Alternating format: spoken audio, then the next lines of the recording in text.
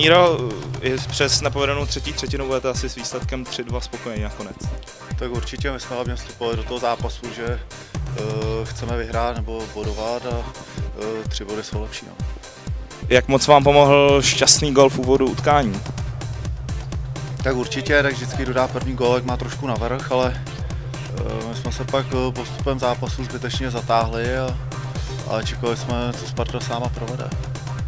Ve třetí třetině vás Sparta začala přehrávat, vy jste říkali, že jste zatáhli, byl tam ještě nějaký jiný důvod? To určitě to jsme, že bych řekl, že jsme se trošku ukolíbali tím vedením, měli jsme tam ještě na začátku třetí třetiny 2 obrovské šance, kdyby jsme dali na 4-0, bylo by úplně po zápase a najednou jsme vlastně inkasovali a začali jsme trošičku zmatkovat a být nervózní a bát se hrát tu naší hru a Sparta prostě v tu chvíli byla na koni a přehrávala nás. Po druhé inkasované brance jste zlostí rozlomil hůl o svoji branku, co vás tak rozlítilo? Tak já nevím, asi ten gól, jak jsme inkasovali. Ne, tak tam byla vyhraná půle dozadu a naši beci si tam trošku dávali přednost, tak trošičku asi to nezvládl nervově, ale nic se nestalo, jako jsme vyhráli, takže je radost. Nicméně asi ani za tu první inkasovanou branku jste obranu nemohl pochválit, tam Michal Brož projel sám prakticky celým hřištěm. Tak já myslím, že on tam dostal nějak sklepavou přihrávku a jeden útočník tam otáhl našeho beka a to křídlo se tam za něj nestačilo vrátit a měli to pěkně sehraný, takže bych zase nějakou hrubou chybu neviděl.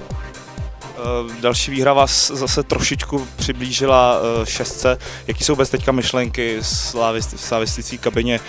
Myslíte na tu šestku, anebo spíše se soustředíte na to udržet to 10. místo a zajistit si předkolo playoff? Tak já nevím, my nemáme zatím nějaký cíle, ještě já nevím, 22 kol nebo kolik do konce základní části a my jdeme prostě zápas od zápasu a snažíme se každý zápas udělat maximum a udělat nějaký ty body, aby samozřejmě jsme se dostali do toho playoff. Samozřejmě 6 je lepší než 10, co si budeme nalhávat. Za týden vás čeká turnaj s reprezentačním týmem. Překvapila vás nominace?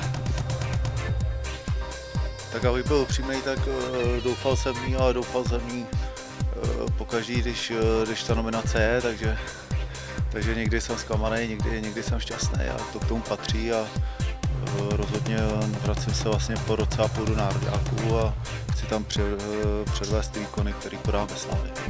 A na závěr ještě, jak se těšíte na Channel One Cup? Tak určitě se těším, jak říkám vždycky, ten nároďák je pro mě nejvíc v hokeji, co vlastně můžu dokázat a jsem strašně rád, že teďka tam můžu být. Děkuji moc za rozhovor, ať se daří.